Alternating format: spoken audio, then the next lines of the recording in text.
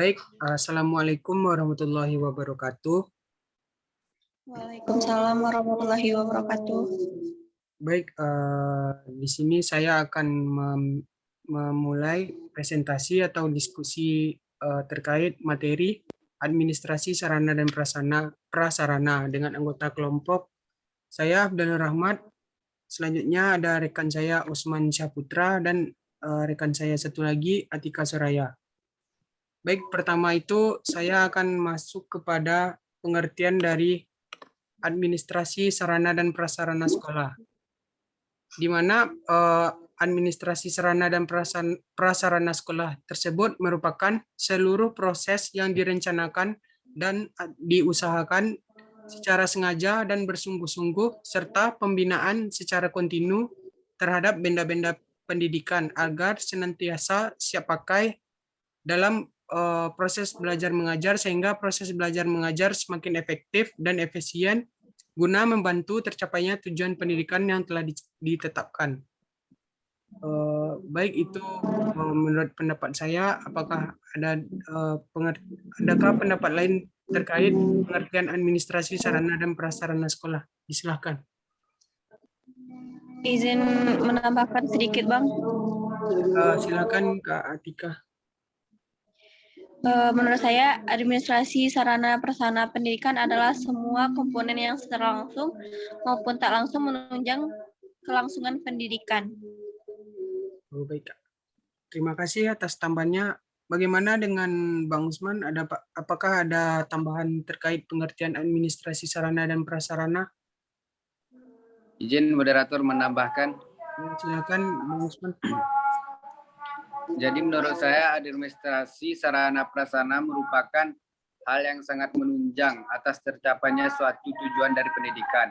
Sebagai seorang personal pendidikan, kita dituntut untuk menguasai dan memahami administrasi sarana dan prasarana untuk meningkatkan daya kerja yang efektif dan efisien.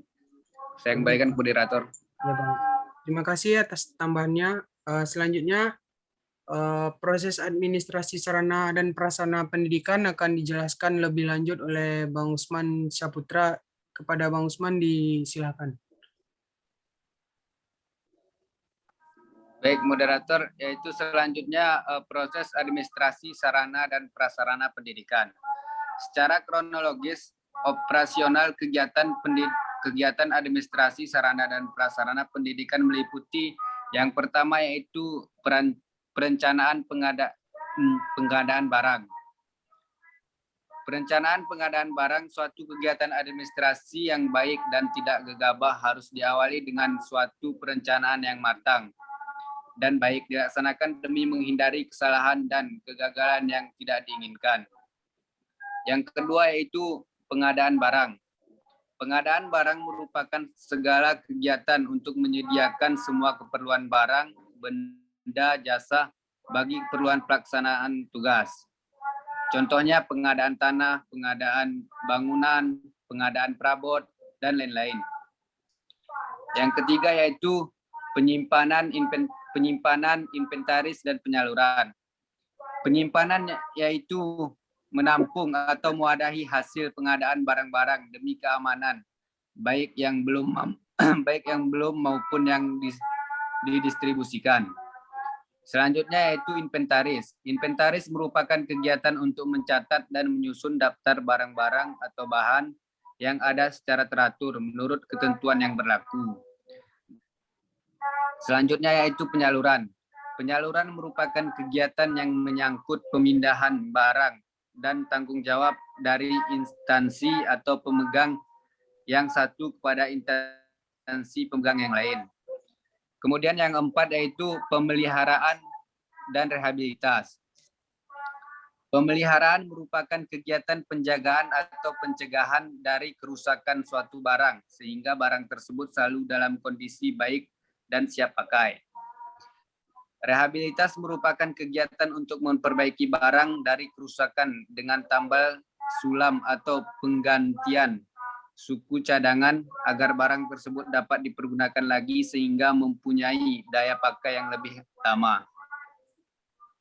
Kemudian yang kelima yaitu penghapusan dan penyingkiran.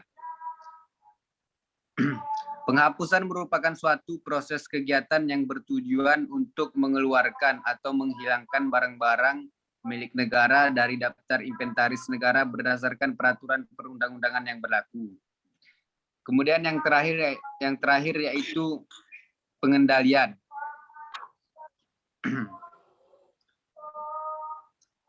Seluruh kegiatan administrasi sarana dan prasarana pendidikan masing-masing tidak dapat lepas dari monitoring setiap saat oleh pimpinan organisasi serta senantiasa dan diperhatikan kerjasamanya. Dalam pelaksanaan kegiatan pengendalian dapat disusun serangkai kerja sebagai berikut, yaitu mengikuti proses pengelolaan dan dari pengadaan sampai penghapusan. Yang kedua, menyusun tata cara laporan baik lisan maupun tertulis. Yang ketiga, mengadakan konsultasi dengan pihak pimpinan bila terjadi atau akan terjadi penyimpangan dalam pelaksanaan. Sekiranya penyimpangan ini menyangkut kebijakan. Saya kembalikan ke moderator. Baik, terima kasih kepada Bang Usman yang telah menjelaskan proses administrasi sarana dan prasarana pendidikan. Selanjutnya, saya akan menjelaskan terkait tujuan administrasi sarana dan prasarana. Baik, adapun tujuan dari administrasi sarana dan prasarana ialah sebagai berikut. Yang pertama itu mewujudkan situasi dan kondisi sekolah yang baik bagi lingkungan yang memungkinkan peserta didik untuk mengembangkan kemampuan semaksimal mungkin. Yang kedua, menghilangkan berbagai hambatan yang dapat menghalangi terwujudnya interaksi dalam pembelajaran. Yang ketiga, menyediakan dan mengatur fasilitas serta perabot belajar yang mendukung dan memungkinkan siswa belajar sesuai dengan lingkungan sosial, emosional, dan intelektual siswa dalam proses pembelajaran. Yang keempat, membina dan membimbing siswa sesuai latar belakang sosial, ekonomi, budaya, serta sifat-sifat individunya. Baik, selanjutnya peran guru dalam administrasi sarana dan prasarana pendidikan akan dijelaskan atau dibacakan oleh Kak Atika Soraya. Kak Atika, disilahkan. Baik, di sini saya akan menjelaskan tentang peran guru dalam administrasi sarana dan prasarana pendidikan.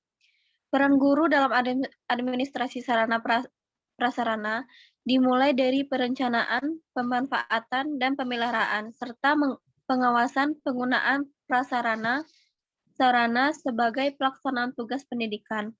Guru yang mempunyai andil dalam administrasi sarana dan prasarana pendidikan. Dalam hal ini, guru lebih banyak berhubungan dengan sarana pengajaran, yaitu alat pelajaran, alat peraga, dan media pengajaran lainnya, dibandingkan dengan keterlibatannya dengan prasarana pendidikan tidak langsung berhubungan.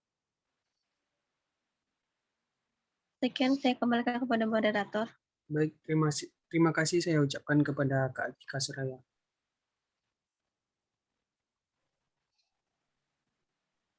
Baik, pada slide terakhir ini saya akan menampilkan dua buah perbedaan terkait sarana prasarana yang ada di sekolah. Mungkin dari Kak Atika, bagaimana pendapat Kak Atika terkait dua gambar yang saya tampilkan?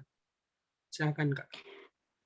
Baik, terima kasih. Menurut saya, perbandingan sarana prasarana sekolah yang gambar pertama yang ada di komputer, mungkin di sini alat untuk untuk belajarnya sudah canggih, sedangkan yang gambar kedua, sarana dan prasarananya itu belum terfasilitasi untuk belajar yang lebih cukup baik gitu. Kalau dari Bang Usman sendiri menanggapi dari dua gambar ini gimana, Bang? Baik, moderator. Ini adalah perbedaan dua gambar, yaitu satu fasilitasnya lengkap atau di perkotaan, yang satunya lagi di perdesaan. Iya, Bang. Biasanya sekolah di perkotaan memiliki fasilitas laboratorium yang sangat canggih, Bang, yang sangat canggih, dan di perdesaan sangat minim. Ketika sarana dan prasarana sekolah tidak memadai, maka akan mempengaruhi proses belajar mengajar yang dilaksanakan, yaitu akan menghambat proses mengajar atau belajar. Ya. Jadi solusinya, maka dari itu diperlukan kesadaran untuk menjaga sarana dan prasarana yang ada agar dapat tetap digunakan untuk menunjang pendidikan. Kemudian pemerintah juga perlu memberikan bantuan terhadap daerah terpencil tersebut agar pendidikan dapat berkembang dan tercapai pula tujuan pendidikan tersebut. Saya kembalikan moderator. Baik, terima kasih atas pendapatnya. Baik, di sini menurut saya sendiri dari kedua gambar ini terlihat perbedaan yang sangat signifikan. Pada gambar pertama itu kita dapat melihat bahwasanya semua fasilitasnya lengkap, ada proyektor, ada monitor komputer atau lain sebagainya. Dalam hal ini mungkin kalau menurut saya apabila sarana dan prasarananya seperti ini, mungkin dalam proses belajar mengajar mungkin akan lebih bagus atau lebih siswanya lebih senang dalam mengikutinya, karena di sini bisa dikatakan fasilitasnya lengkap. Sehingga apabila fasilitasnya lengkap, muridnya senang, maka tujuan pendidikan tersebut akan dapat dicapai. Sementara itu pada gambar yang kedua dapat kita lihat siswanya saja tidak duduk di kursi atau meja belajar. Hal tersebut menandakan bahwasanya kurangnya fasilitas yang terdapat di sekolah tersebut. Maka dari itu saya rasa apabila sarana dan prasarananya seperti ini, maka tujuan pendidikannya belum tercapai dengan maksimal, karena siswanya saja tidak belajar dengan nyaman atau secara maksimal. Maka dari itu menurut saya tindakan yang dapat dilakukan yaitu pemerintah harus dapat menyediakan fasilitas-fasilitas terhadap sekolah-sekolah yang berada di daerah terisolir, sehingga tidak terjadinya perbedaan yang signifikan antara siswa yang berada di perkotaan dan siswa yang berada di daerah terisolir. Begitu. Baik, saya rasa sekian diskusi kita pada kali ini. Kalau ada kata-kata yang salah, mohon dimaafkan. Assalamualaikum warahmatullahi wabarakatuh. Waalaikumsalam warahmatullahi wabarakatuh.